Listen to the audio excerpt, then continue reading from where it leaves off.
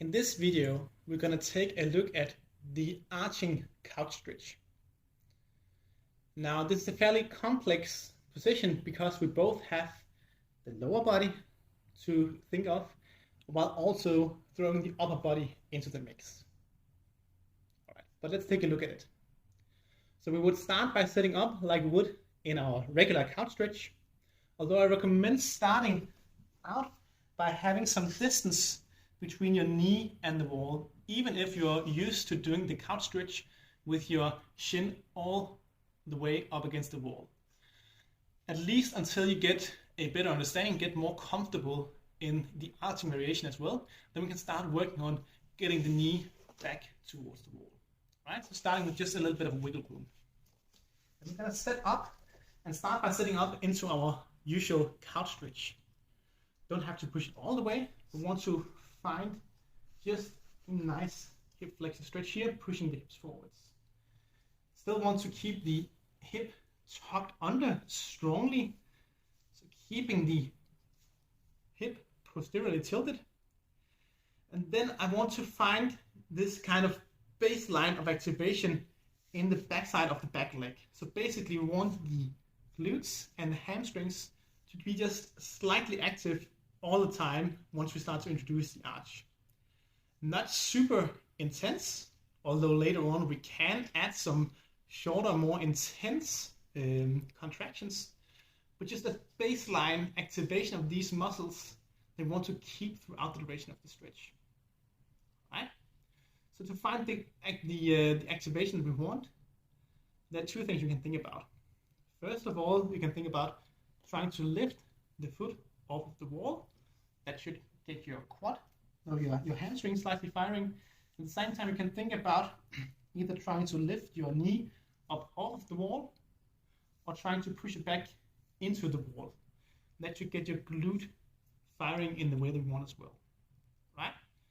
So once I have this baseline activation of my lower body, the glutes and the hamstrings, keep my hip tucked under, then I can start introducing the arch as well.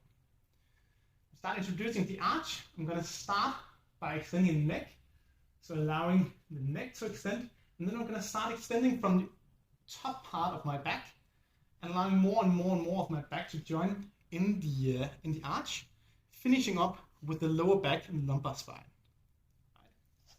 Now as I arch back, I'm going to reach back with my arms as well and externally rotating them and pulling my shoulder blades together, basically activating my upper back, trying to actively pull myself deeper into the position.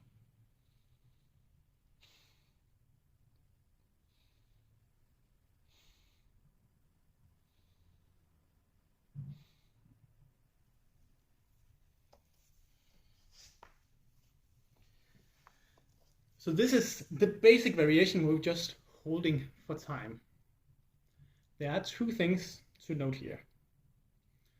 First of all, once you're in the position, try to see if you can find as relaxed, as natural breathing as possible, and see if you can only go deeper on your exhales.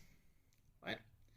This will help calm your nervous system a little bit and help you over time get deeper into the position. Another thing worth noting is that your lower back shouldn't be taking too much of a beating in this position. We want the lower back to contribute to the arch, but the glute activation and the focus on using the upper back should make sure that it's not this area of the lower back taking up too much of it. So if you're feeling it strong in your lower back, try to back out of the position a little bit and see if you can get a strong glute activation and focus more activating from the upper back. So this is the basic variation. Now there are a few things we can start introducing here. First of all, we could introduce stronger contractions. I recommend if you do this, doing it for 10 seconds at a time, and you can alternate or combine, thinking about trying to really intensify the activation of the glutes and the hamstrings. So really thinking about as strongly as possible pushing the knee back towards the wall while also trying to lift the foot off of the wall. And then alternating that with thinking about really strongly reaching down with the arms, pushing the chest forwards, getting the upper back contraction into the mix. Now, as we're arching back, I would also recommend thinking about trying to aim your head back towards your foot. Doesn't matter if you're miles away from making contact, it's just to give you a direction. So it gives you some kind of target to move towards. Right? One other thing to note about the basic position is we want to keep trying to push the hip forwards and not let it drift back towards the wall. All right. Now let's take a look at another technique we can use to tweak the position and possibly get a little bit deeper into it more comfortably.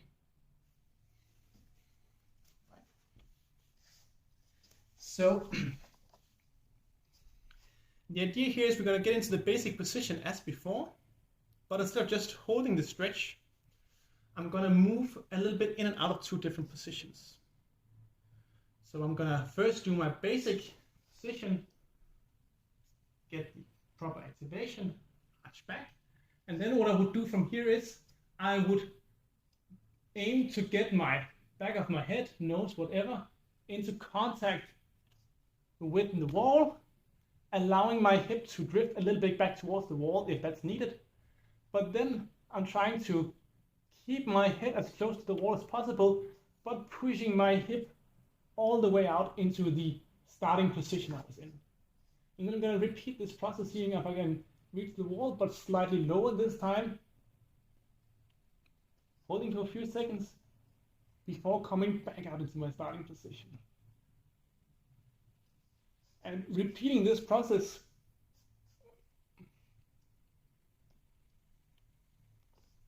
until you stop seeing improvements in the depth of the stretch.